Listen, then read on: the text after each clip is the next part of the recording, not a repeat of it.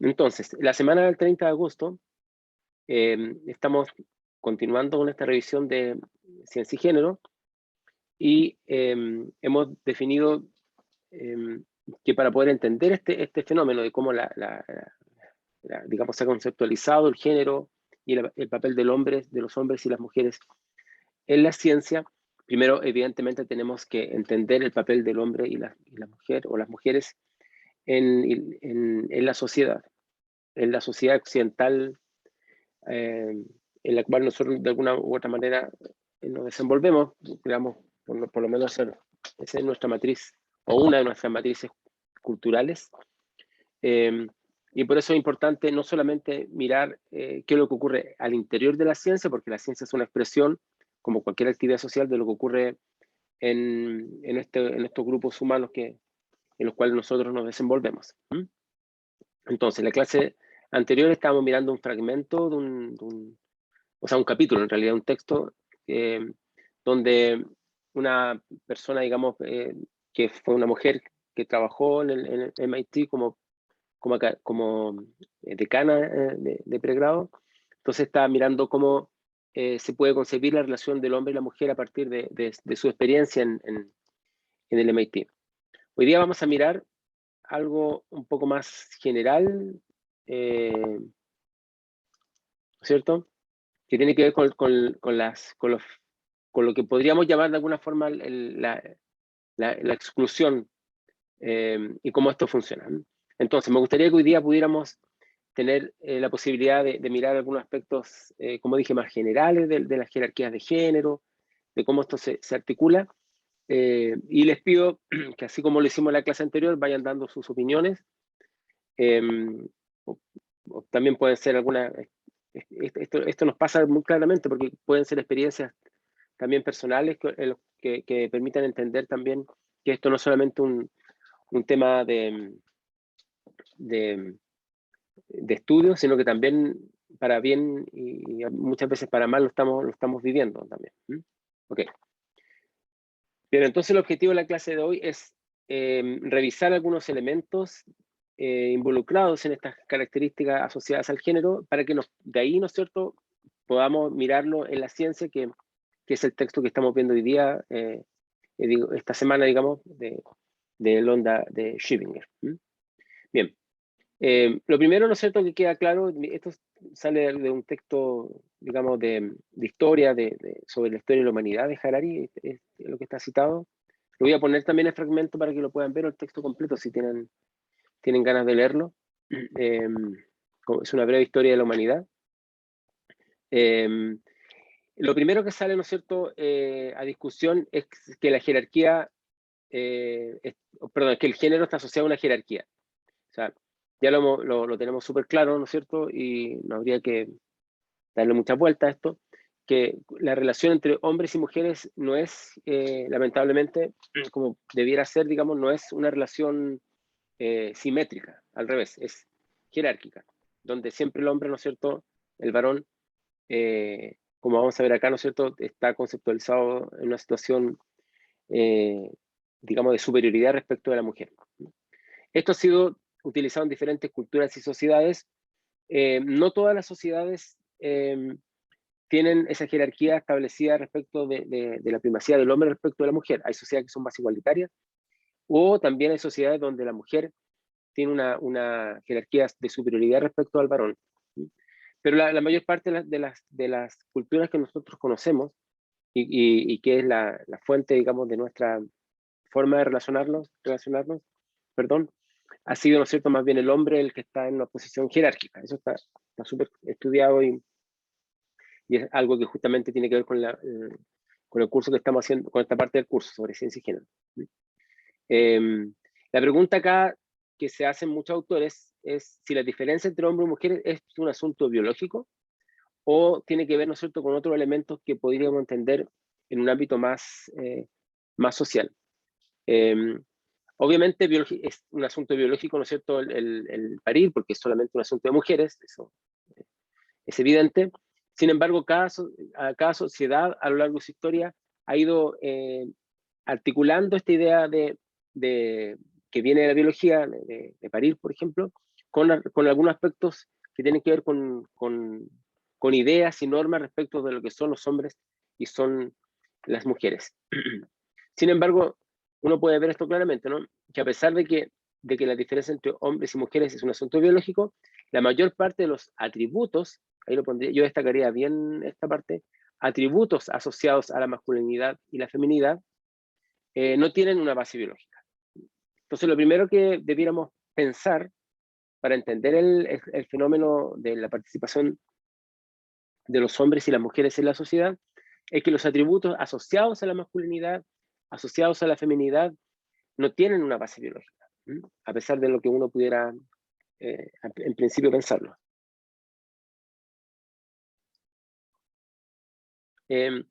Por ejemplo, la negación, la negación que se le da, que algunas sociedades le otorgan, ¿no es cierto?, a las mujeres para participar en la política, no tiene ninguna, teóricamente no tiene ningún, a ver, tiene una justificación ligada a elementos que no tienen que ver con la biología, pero sí a los atributos asociados a la biología más femenina.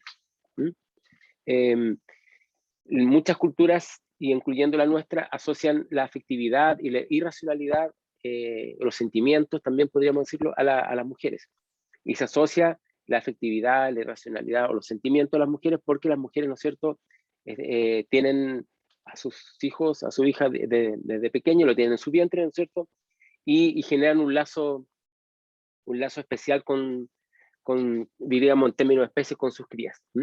Esto que uno podría pensar, claro, tiene una base biológica, porque efectivamente las mujeres tienen a sus hijos y a sus hijas, digamos, en el vientre, y después, ¿no es cierto?, el periodo de amamantamiento, en fin, es una cercanía muy fuerte.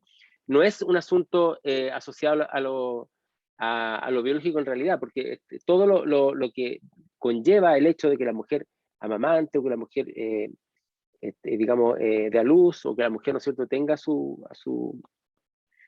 niño, a su niña, o su bebé, o su guagua, en el vientre, ¿no es cierto?, no necesariamente, digamos, está asociado a esos, digamos, no necesariamente eso tiene que tener una proyección respecto de un cierto sentido de ser más afectiva, más emocional que los varones, ¿no? De hecho, en términos digamos, de neurociencias, los padres tienden a tener un vínculo afectivo, por un tema de la evolución también, ¿no?, mayor con sus hijos o su hija que respecto de otros niños, por ejemplo. O sea, este vínculo afectivo con los hijos se da tanto en varones como mujeres. Sin embargo, nuestra cultura asocia ese vínculo de afectividad más con las mujeres que respecto a los varones, y de ahí, ¿no es cierto?, es la negación de que las mujeres participan en política, porque la política, por definición, en un ámbito asociado a la política moderna, es un asunto de racionalidad. Es decir, la gente es ciudadano o es ciudadana, digamos, porque tiene la posibilidad de pensar por sí mismo o por sí misma y elegir en términos racionales. Por lo tanto, si la mujer no es racional, o no es considerada racional, sabemos que sí lo es, por supuesto, no es considerada racional, entonces se le margina de la actividad política. Entonces, ahí tenemos un ejemplo que también podría aplicarse a la ciencia. Es decir, si las mujeres son entendidas en un ámbito de que ellas, ¿no es cierto?, están más ligadas a elementos afectivos, emocionales, ¿no es cierto?, y menos racionales, los padres y los profesores y las profesoras, de forma bastante, digamos, digamos, de forma bastante como si fuera algo natural, aprendido, por supuesto, van a tender a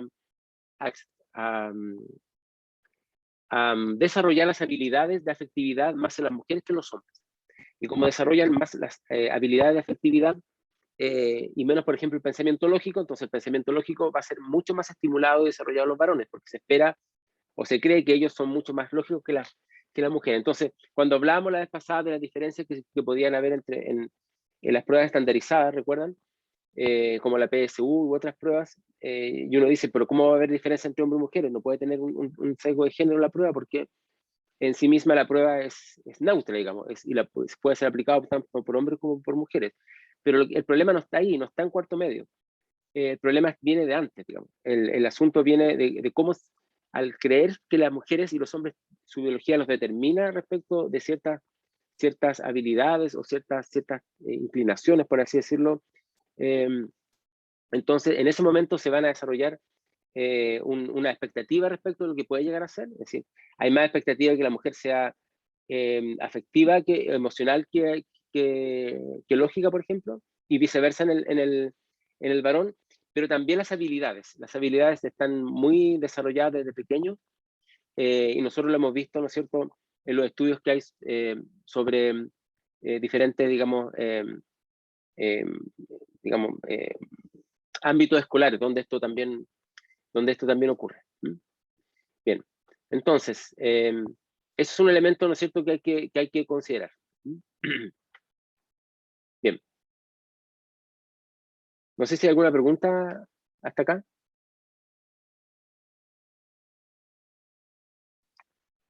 La pregunta es, ¿no es cierto?, cómo distinguir lo cultural de lo biológico, porque ya vemos ya que tenemos tan internalizado el hecho de que los hombres y las mujeres somos distintos y que tenemos una biología distinta y que eso de alguna forma nos determina en términos de nuestra conducta o nuestra forma de entender el mundo, que es difícil distinguir qué es lo biológico y qué es lo cultural. Y aquí hay una frase también de Harari, ¿no es cierto?, que dice que la biología lo permite, la cultura lo prohíbe. O sea, la cultura dice que se prohíbe lo antinatural, pero desde una perspectiva biológica nada es antinatural. Por ejemplo, esto se ve, por ejemplo, se podría pensar que es natural que las mujeres se hagan cargo de sus hijos, como si fuera algo biológicamente predefinido, y eso no es natural.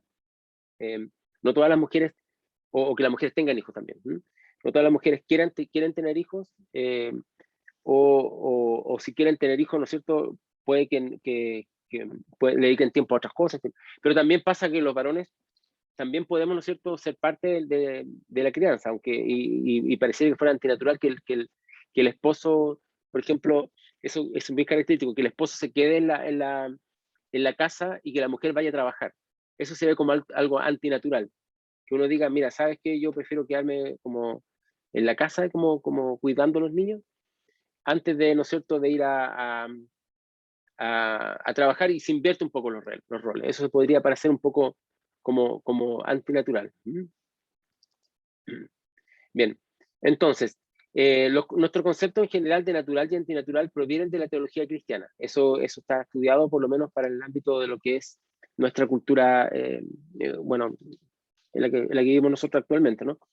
De ahí viene un poco esta idea de que hay una asociación de la biología o de la naturaleza con la condición femenina, la condición masculina. De hecho, los teólogos cristianos argumentan que Dios creó el cuerpo humano con el propósito de que cada miembro y órgano sirvieron también a un propósito particular. Esto es bien interesante porque las perspectivas asociadas, digamos, a la religión y otras también, ¿no es cierto?, suponen que la naturaleza tiene un sentido.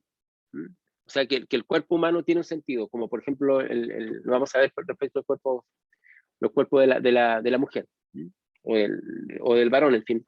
Y por lo tanto, ¿no es cierto?, le otorgan unas características, digamos, a cada uno. Bien.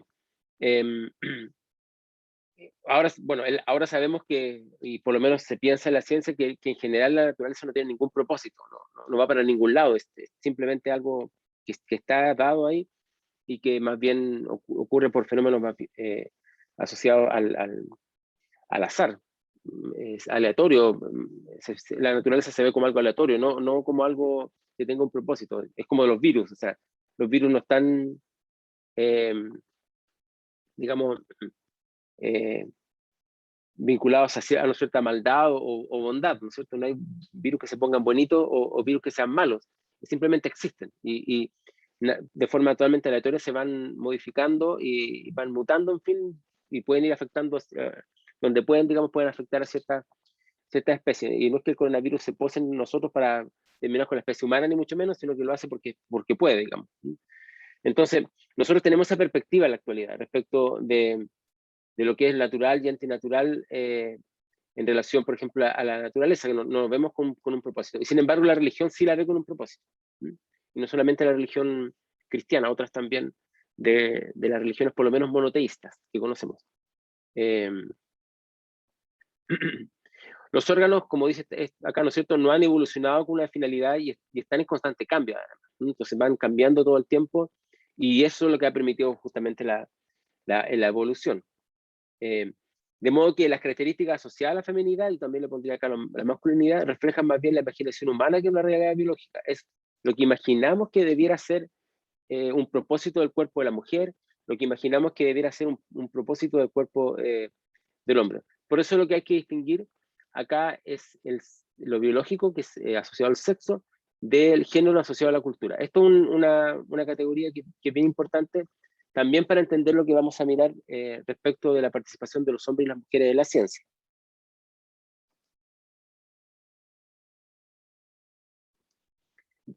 Si el género es un asunto cultural, por lo tanto es un asunto histórico que uno puede estudiar en términos sociales, lo primero que queda claro acá es que al no ser un aspecto biológico debe demostrarse a lo largo de la vida. El sexo no tiene por qué demostrarse porque es digamos, es por asuntos, digamos, corporales. Sin embargo, el género debe demostrarse a lo largo de la vida. Nosotros tenemos que todo el tiempo demostrar socialmente que somos hombres y que somos mujeres, así como en términos de la visión binaria que tenemos de las categorías sexuales. Sin embargo, ¿no es cierto?, el ser hombre y ser mujer en la sociedad va cambiando a través del tiempo y de hecho hay sociedades que tienen categorías muy distintas a las que nosotros tenemos hoy día. Ahora, miremoslo acá, ¿no es cierto?, en las sociedades patriarcales, porque ese es el patrón que nosotros tenemos que mirar para entender lo que está ocurriendo también en el caso del estudio de la ciencia y la tecnología, que es nuestro tema, digamos. En el caso de las sociedades patriarcales, las cualidades masculinas son más valoradas que las cualidades femeninas. O sea, se valora mucho más al varón que a la mujer. Se valora mucho más también al valorarse se lo estimula más, digamos. Se espera mucho más del hombre que de las mujeres. Profe, ¿Sí? de hecho, con los griegos pasa mucho en los textos que hay un tal adoración hacia el hombre y entre hombres que es casi una conducta homoerótica, como que siempre entre padre e hijo el amor es más fuerte, o de hecho en los griegos siempre o se puede inferir de que el único real amor que podía existir, o el más fuerte incluso, solamente se podía generar entre hombres. Entonces quizás también está como influenciado también por esa cultura. Y las culturas patriarcales las conocemos, digamos, muy bien respecto a Europa y algunas culturas también ancestrales americanas.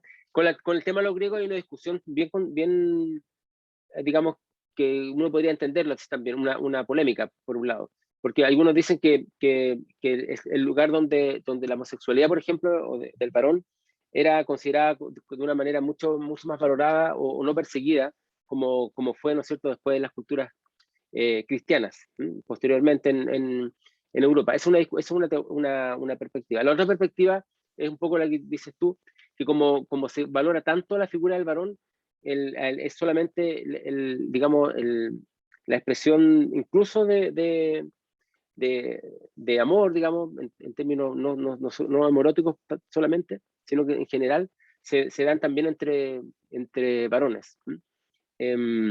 Las culturas patriarcales, por ejemplo, que hasta hoy día subsiste, uno lo puede ver, ¿no es cierto?, en ciertos lugares, son culturas donde los hombres están siempre juntos, digamos, incluso bailan juntos, hay toda una cosa, se educan juntos, hay toda una cosa de compartir solamente con un género, porque se supone que ese género se cree, ¿no es cierto?, tiene una superioridad respecto al otro, que debe estar en una situación distinta. Entonces, tal como ustedes dicen, ¿no es cierto?, son más valoradas las condiciones asociadas o las características asociadas a los varones. Scarlett habla que los talibanes, claro, es una cultura patriarcal por antonomasia, digamos, por definición, lo podemos ver ahí, donde las mujeres están totalmente recluidas y no tienen ninguna posibilidad ni de estudiar, ni de trabajar, digamos, eso es una categoría que en muchos lugares del mundo ya no existen, digamos, pero bueno, pero también tiene una, una, una raíz muy fuerte religiosa, porque esto mismo que estamos hablando de estas categorías asociadas a la biología, de ser afectiva, ser dialogante, cuidarnos a las personas, ¿no es cierto? También se asocia a una suerte de justificación divina, de que Dios ha puesto un poco este orden y que hay que respetarlo según esas perspectivas, que es nefasto, por supuesto, para la libertad y el desarrollo de las mujeres, pero también para los hombres, porque yo quiero insistir en eso, que cuando una sociedad genera estas desigualdades, y también las desigualdades sociales, también se da eso en términos de clases sociales, es algo que afecta a todos los grupos. Por supuesto, los más privilegiados se sienten, digamos, están en una situación de superioridad, por supuesto, y de privilegio, pero también de alguna manera son afectados también, digamos, por un sentido, digamos, de desarrollo de la sociedad en su totalidad. Entonces, claro, como dices, Carlos, los talibanes sería una cultura patriarcal, pero no es la única. O sea, nosotros podríamos pensar que también en la cultura en la cual nosotros vivimos hoy día, también se dan estructuras patriarcales de una forma muy distinta, claro, no tan, tan no es, por supuesto, algo que se le impida a las mujeres salir, ni estudiar, ni mucho menos. Afortunadamente no es así. Pero tiene algunos elementos patriarcales que vamos a ver acá, sobre todo para este tema de ciencia y género, que son bien complejos. Bien. El patriarcado en general ha sido la norma en las sociedades agrícolas, por distintas circunstancias que no tenemos tiempo de verlo acá. También se ha expandido, digamos, después en la sociedad industrial y ha resistido los tiempos hasta hoy día. En todas esas culturas donde el patriarcado está ejerciendo un dominio, ¿no es cierto?, las mujeres son vistas como algo en una situación de inferioridad, son menos valoradas, se invierten menos recursos en ellas y por lo mismo, ¿no es cierto?, tienen menos oportunidades de estudio y de desenvolvimiento económico. Y al no tener autonomía económica, entonces dependen nuevamente del hombre, y con eso se refuerza la idea de que el hombre tiene una posición de superioridad respecto de la mujer, es como un círculo, digamos, muy complejo. Vamos a dar algunos elementos para tratar de explicarnos por qué hay culturas patriarcales, o qué es lo que explica esta perspectiva patriarcal. Yo sé que lo que hemos estado viendo ahora, tal vez ustedes no se lo imaginaban, porque no tiene que ver exactamente con el tema de ciencia y género, porque no estamos hablando de ciencia. Pero es súper importante que lo veamos hoy día, lo veamos ahora, para poder entender después con mejor, digamos, como una perspectiva más amplia, esta relación entre ciencia y género, digamos, porque de alguna forma es una proyección de lo que hemos estado mirando acá en la clase de hoy. Bueno, aquí hay muchas explicaciones que tratan de alguna forma de justificar o de argumentar por qué los hombres tienen una posición privilegiada respecto de la mujer, o por qué debiera existir el patriarcado. ¿Mm? Y ustedes seguramente las van a ver acá y van a encontrar que de una u otra forma, con palabras distintas o de forma un poco más velada, aparecen muchas veces, ¿no es cierto?, en nuestra cultura. Aparecen en nuestras conversaciones, en la forma de criar a los hijos, a las hijas, en la forma de que los profesores y las profesoras miran también o perciben a sus alumnos y alumnas, o en el trabajo, por ejemplo, también, ¿no? En todo orden. Perdón. Lo primero, ¿no es cierto?, es que se dice que los hombres son más fuertes que las mujeres. Y esto, ¿no es cierto?, hace que se crea que los hombres lo que tienen que hacer, digamos, incluye con lo que supuestamente deberíamos hacer, ¿no es cierto?, es proteger a las mujeres. De hecho, ya que ustedes nombraron a los talibanes, una de las cosas que se dice, ¿no es cierto?, respecto de por qué la mujer tiene que estar, que ellos dicen, tiene que estar enclaustrada y fuera del ámbito público, es para protegerlas, para que no sean, digamos, atacadas o violentadas o definitivamente violadas. Y entonces los varones, como se creen, digamos, que tienen mayor fuerza que las mujeres, entonces cumplen ese rol que al mismo tiempo justifica el hecho de que las mujeres ocupen una posición de inferioridad. Sin embargo, la ciencia nos muestra todo lo contrario. De hecho, las mujeres son más resistentes al hambre, a la fatiga y al dolor y a las enfermedades también que los varones. Por lo tanto, sí que en términos estadísticos viven más años que nosotros los varones. O sea, eso no tiene ningún asidero científico, esto de que los hombres son más fuertes que las mujeres. De hecho, si uno buscara, como aparece ahí, una argumentación científica, uno encontraría todo lo contrario. Ahora, si fuera cierto que los hombres supuestamente tenemos más fuerza que las mujeres, eso no explica por qué a las mujeres se le excluye ciertas tareas que no requieren un esfuerzo físico. Por ejemplo, el sacerdocio. O sea, nada nos dice a nosotros por qué los sacerdotes en la cultura católica, que hasta hoy día es así, en otras religiones cristianas como luteranas, por ejemplo, ya cambió, pero en la nuestra todavía existe esa característica de que solamente puede ser practicada por varones.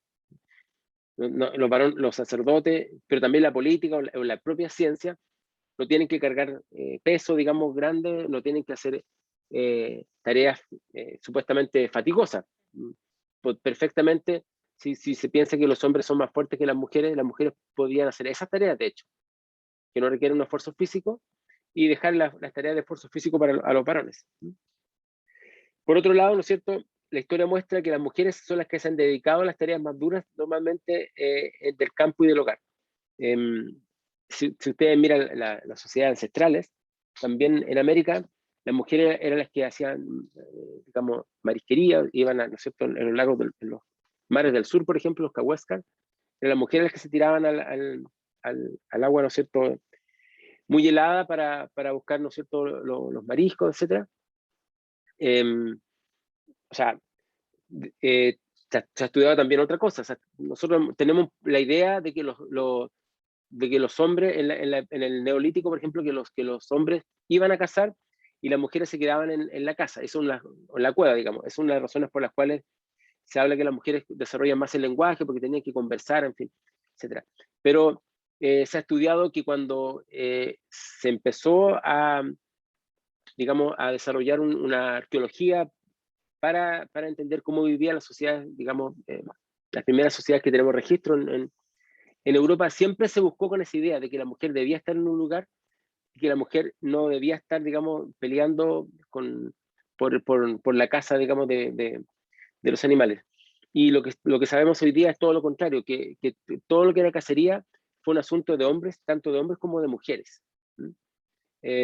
Porque los animales, sobre todo los animales de mayor tamaño que existieron hasta un tiempo, ¿no es cierto?, necesitaban que participaran todo un grupo y no solamente los puros hombres. Eso por un lado. Lo podemos ver, digamos, en este sentido, que participan tanto hombres como mujeres en estas tareas. Profe, ¿Sí? justo en el texto anterior, al final, lo que leímos habla de eso, de que o sea, en esas sociedades muy antiguas, el rol del hombre era la cacería y la mujer era o sea, entre cazadora recolectora, y además cuidaba digamos, a los infantes. Y una vez que llegaron se asentaron, fue como que se dedicaba solamente o tiraba, digamos, solamente al cuidado de los niños, y el hombre a la cosecha. Justo al final en el texto de la autora. Claro, pero la información que tenemos en arqueología, por ejemplo, nos muestra que en la cosecha y las plantaciones era practicada a veces más por las mujeres que por los hombres. O sea, es por los dos. También otra cosa que tenemos una idea sesgada por esta visión patriarcal es que en la guerra solamente participan varones. Y eso está estudiado que no es así.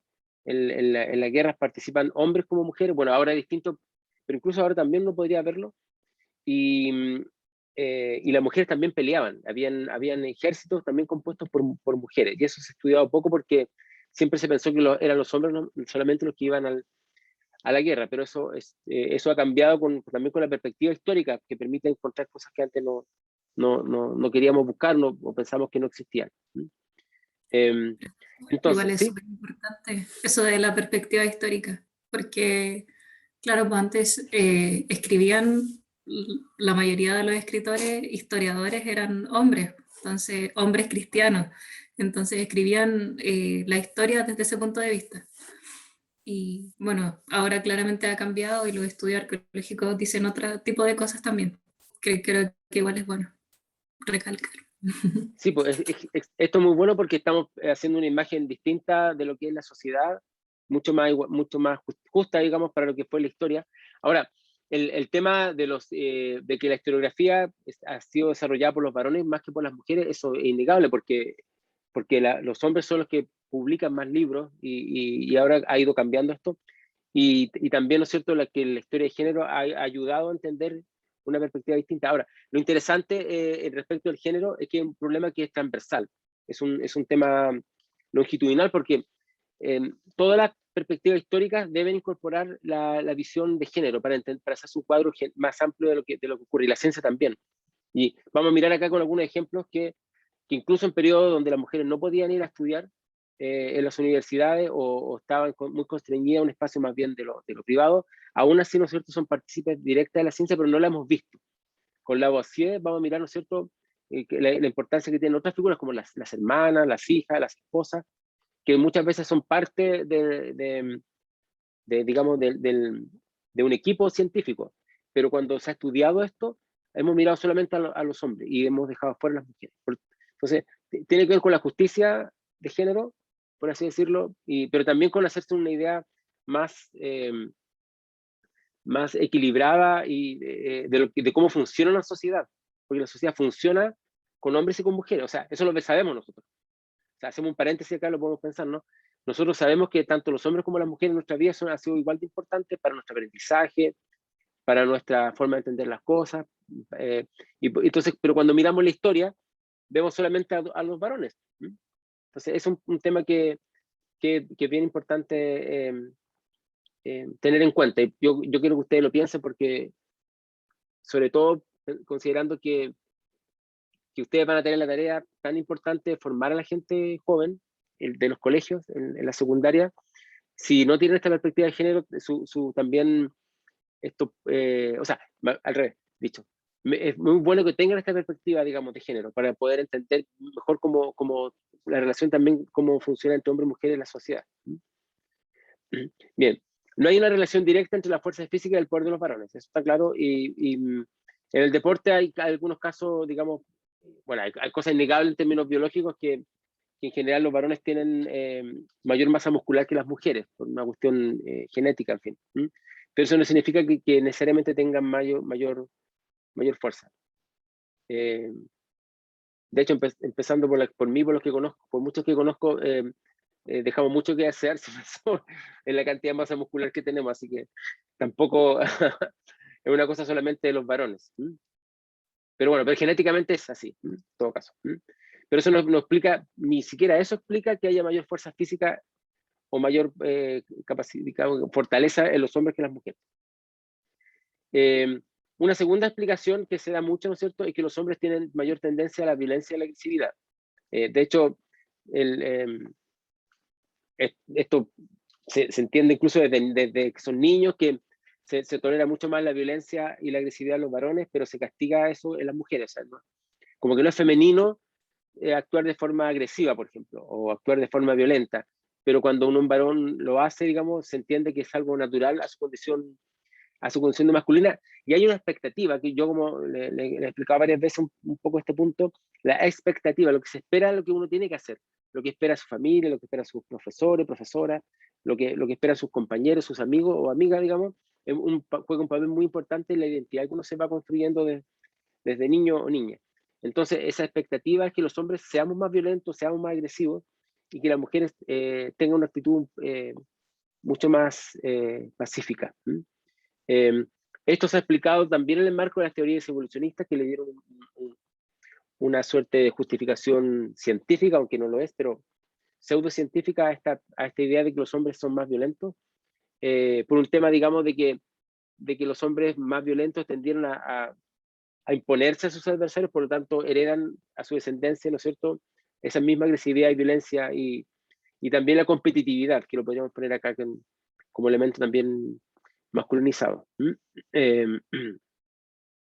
Eso explica también por qué las mujeres necesitaron ayuda para mantener a sus crías y tuvieron que aceptar las condiciones digamos, impuestas por el varón. Y como consecuencia lógica de todo esto, se piensa que los hombres han sido programados para ser agresivos, competitivos y violentos, y las mujeres para criar a sus hijos, es decir, para hacer un poco todo lo contrario, digamos, más colaborativa, más pacífica, y buscando siempre los consensos. Esto se traspasa incluso a la propia ciencia, pues la ciencia como un elemento tiene mucha competitividad y tiene mucha agresividad, lo habíamos mirado un poco la clase anterior cuando hablábamos de que al cambiar las condiciones de vida que tenemos muy masculinizadas, ¿no es cierto?, ganamos tanto hombres como mujeres, porque es una vida mucho más armónica y mucho mejor en relación al vínculo que tenemos con nuestros hijos. O sea, nosotros como varones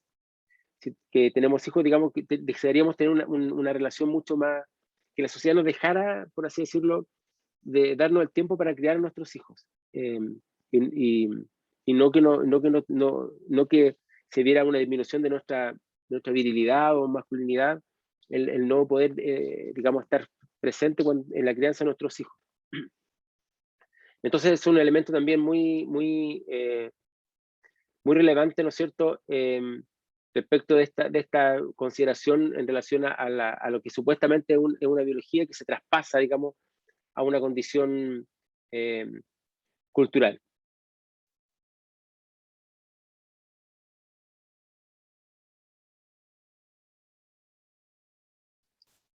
Esto ha sido un tema bastante recurrente en esta idea de hombres y mujeres, esta suposición de que las mujeres dependen de los varones porque no se puede defender sola, porque no es violenta, digamos, y eso la hace dependiente de los hombres.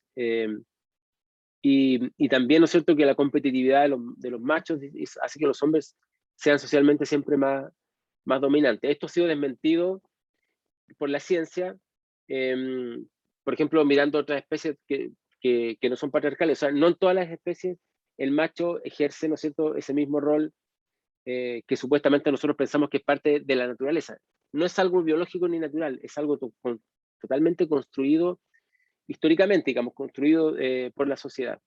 Y hay varios ejemplos de primates como los bonobos, ¿no es cierto?, donde hay fuertes redes de cooperativas que están dominadas por hembras, y los machos, ¿no es cierto?, que son egoístas y no cooperativos, son relegados a puestos secundarios. Por lo tanto, ahí podemos mirar cómo, ¿no es cierto?, los machos, si son obligados también, pueden ser tan colaborativos como las hembras, como supuestamente algo que de nuestra visión patriarcal no debiera darse, digamos, sería como una suerte de anomalía. Entonces, esto es muy relevante porque también en la ciencia nosotros tenemos este tema. Tenemos este tema que consideramos que la ciencia es una actividad meramente competitiva por alcanzar un prestigio, que es lo que miramos un poco, vamos a mirar un poco cuando veamos el tema del experto también, por alcanzar prestigio, digamos, por tener publicaciones, por ganar premios, por tener patentes. Y entonces, en esa perspectiva, la expectativa de éxito se ve mucho más en los hombres que en las mujeres, porque se parte de la idea de que los hombres somos más competitivos y más violentos al relacionarnos, lo que nos haría, ¿no es cierto?, alcanzar logros mucho más que las mujeres.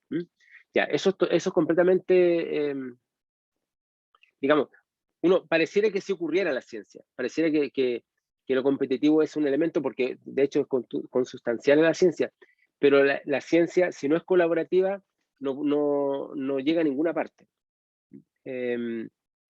Por más competitivo que sea una persona para, digamos, hacer una investigación y tratar de destacarse, si no hay colaboración, no logra, ¿no es cierto?, llegar a ningún lado.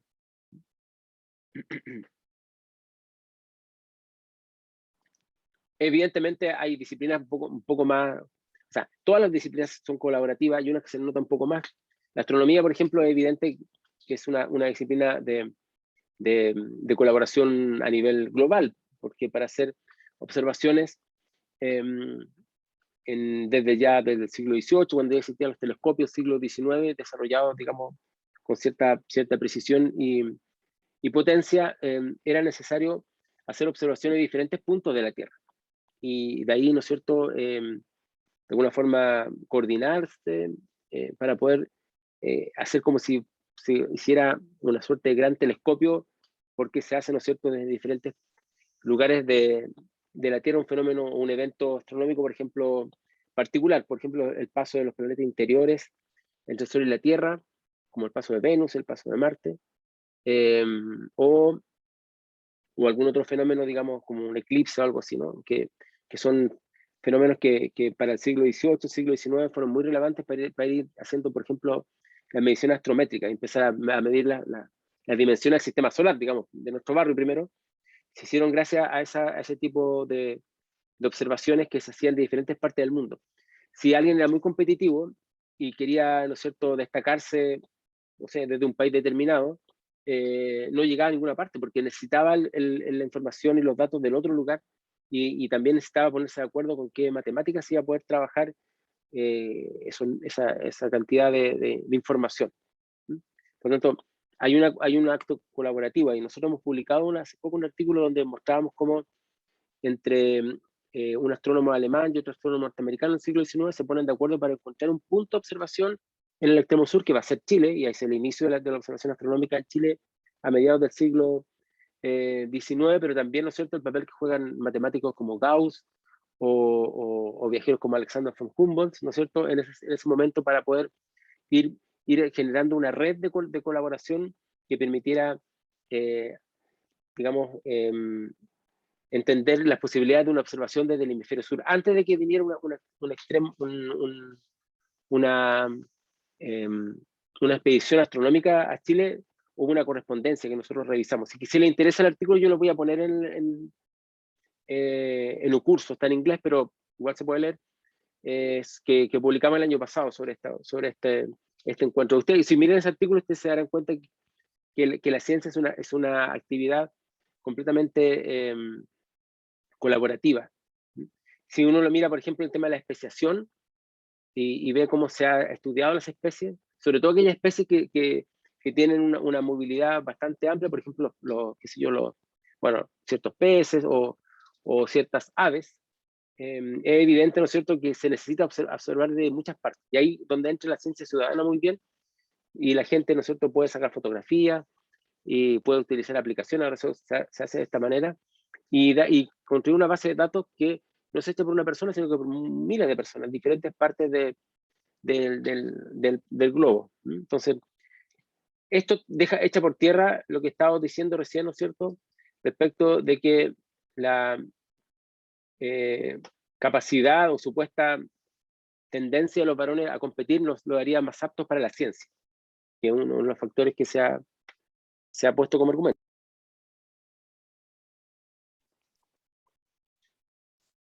Bien, una de las cosas que podríamos pensar, la posibilidad de construir un nuevo equilibrio y orden entre hombres y mujeres. Si podemos llegar a un momento en el cual estamos en condiciones de vivir en una sociedad y desarrollarnos también como especie, y también de desarrollarnos, por ejemplo, para el tema de la ciencia, en la actividad científica, de una forma mucho más, digamos, igualitaria, por así decirlo, ¿no? Igualitaria sería un poco la palabra que daría posibilidades, ese equilibrio, y que no se perdieran tantas mentes brillantes, por así decirlo, tanta capacidad intelectual, porque se relega a las mujeres a una situación de inferioridad y se las margina. En lugares como ustedes nombran, que es mucho más extremo, como en Afganistán en la actualidad, pero en lugares no tan extremos, pero donde también ocurre, digamos, de una forma mucho menos a veces evidente, pero también ocurre esta desigualdad, y por lo tanto hay un desequilibrio. Y el desequilibrio también trae conflictos sociales, trae, como decía yo, trae la dificultad de que los varones que, por ejemplo, queremos criar a nuestros hijos, tenemos dificultades para hacerlo muchas veces por ser varones. Por supuesto, la gran dificultad de los problemas tienen las mujeres, no los hombres. O sea, eso está claro, porque nosotros, y ahí me incluyo como varón, ocupamos una posición de privilegio en nuestra sociedad. Eso está claro, ¿no? Pero a pesar de tener una posición de privilegio, también nos afecta, porque afecta el equilibrio, por ejemplo, en la crianza de los hijos.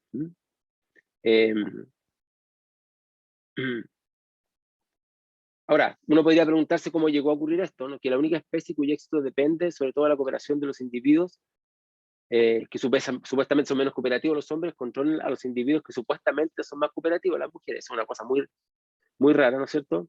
Y lo que sí sabemos, ¿no es cierto?, es también, ¿no es cierto?, es que durante el último siglo los papeles de género han experimentado una revolución extraordinaria. Ha ido cambiando la perspectiva, ya la sociedad está abierta a muchas más posibilidades para entender también la propia sexualidad, y eso ha sido un avance, digamos, en esta perspectiva de igualdad social entre hombres y mujeres. Bien, vamos a mirar una cosa antes, como para hacer un sumario de lo que hemos estado viendo, un resumen. Yo diría lo primero que diría, ¿no es cierto?, que cuando ustedes miran la diferencia entre hombres y mujeres, tienen que diferenciar lo que es biológico de lo que es una condición cultural. Y también tienes que entender cómo lo biológico es transformado de tal manera que pareciera que se asociara a aspectos de natural y antinatural, como si la biología tuviera, o la naturaleza tuviera un propósito, y sabemos que no lo tiene. O sea, la naturaleza actúa, no tiene ningún propósito, no va para ningún lado, pero nosotros le otorgamos a la naturaleza ciertas características como si pudiéramos, digamos, de alguna forma interpretar lo que es natural y lo que es antinatural. Nada es natural y antinatural digamos, en el mundo. Es solamente una construcción hecha por los seres humanos. Si entendemos entonces que la diferencia entre hombres y mujeres no es meramente un asunto biológico, que obviamente es la base de la diferencia, sino que es cómo un grupo, ¿no es cierto?, le define a otro cuáles van a ser, ¿no es cierto?, sus atributos, y sobre esa base se generan estas jerarquías y la discriminación. Entonces, en ese momento vamos a entender por qué hay menos mujeres en la ciencia que digamos, que lo que hay de varones.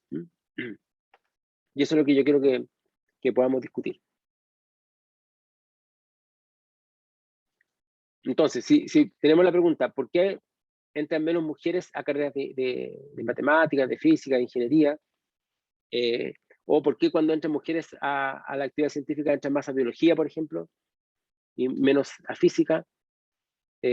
O por qué cuando, a pesar de que entran casi igual por igual hombres y mujeres a las carreras, incluso en algunos lugares asociadas supuestamente a masculinidad, como la ingeniería, cuando uno mira el desarrollo de las carreras, ¿no es cierto?, hay más hombres que mujeres en la etapa doctoral, por ejemplo. Hasta el pregrado, incluso el magíster, está más o menos parejo. Vamos a ver las cifras acá en la próxima clase respecto de Chile. Pero después, cuando se pasa a la parte, digamos, de los profesores universitarios, las profesoras, ya esto va cambiando. Y cuando se ve la jerarquía universitaria, ya esto es totalmente favorable a los varones, y la mayor parte de los laboratorios también son dirigidos por hombres, más que por mujeres. Entonces, si ustedes escuchan la idea de que eso está asociado a ciertas características, digamos, biológicas que determinan cómo son las mujeres y cómo somos los hombres, y eso, ¿no es cierto?, hace que sea más apto ser hombre para la ciencia y no ser mujer, ya saben ya de alguna forma cómo criticar ese argumento. Y la crítica, no olviden, va por el lado, ¿no es cierto?, que la biología es proyectada de alguna manera a elementos que no tienen nada que ver con la biología, que son predicciones completamente construidas culturalmente. Y eso es lo que tenemos que entender, porque son perspectivas que también usamos nosotros para entender el mundo. O sea, nosotros nos miramos como hombres y como mujeres, también en relación a esas características. Miramos a nuestros padres, a nuestras madres, y se evalúa, se enjuicia una mujer madre si supuestamente no expresa lo que es la feminidad, o también a los padres, ¿no es cierto? Si no expresa lo que es su masculinidad. Entonces, yo quería hoy día, en esta clase, era un poco trazar estos elementos para poder ir avanzando en esta discusión sobre lo que es ser hombre y ser mujer en la ciencia. Y lo otro que quería, ¿no es cierto?, que ustedes vieran es que cuando uno se mira al espejo y cuando uno mira a otras personas, está de alguna forma reafirmando, está actualizando todo el tiempo estas diferencias de género entre ser hombre y mujer, cómo se conciben socialmente, digo. Entonces, no estoy diciendo que hay que dejar de concebir estas diferencias, porque efectivamente las vemos. Eso es parte de la articulación de nuestra identidad, de nuestra cultura. Lo que yo estoy diciendo es que tenemos que darnos cuenta cómo funcionan y cuáles son las consecuencias que tiene ver de esta manera, ¿no es cierto?, hacer una diferenciación que no es, digamos, entre hombres y mujeres, que no es simétrica, donde los varones siempre ocupamos una posición de privilegio respecto a las mujeres. Porque todos esos elementos los vamos a ver proyectados después al campo científico. Y de ahí vamos a poder entender por qué a Lavoisier él es conocido más que su hermana, o por qué, ¿no es cierto?, hoy día se está discutiendo la posibilidad, como les contaba, si la primera obra de Albert Einstein es una coproducción con su ex esposa, o su esposa en la época, ¿no es cierto?, con Milena Maric. Entonces, no es solamente un tema de justicia de género y tratar de encontrar mujeres donde no las hubo, o para dar una suerte digamos, de visión de la historia igualitaria entre hombres y mujeres, por ningún motivo. Es un asunto de justicia de género, por otro lado, al mismo tiempo, porque efectivamente tenemos la convicción, o por lo menos la hipótesis, de que las mujeres sí jugaron un papel, incluso en aquellos lugares donde no las hemos podido ver.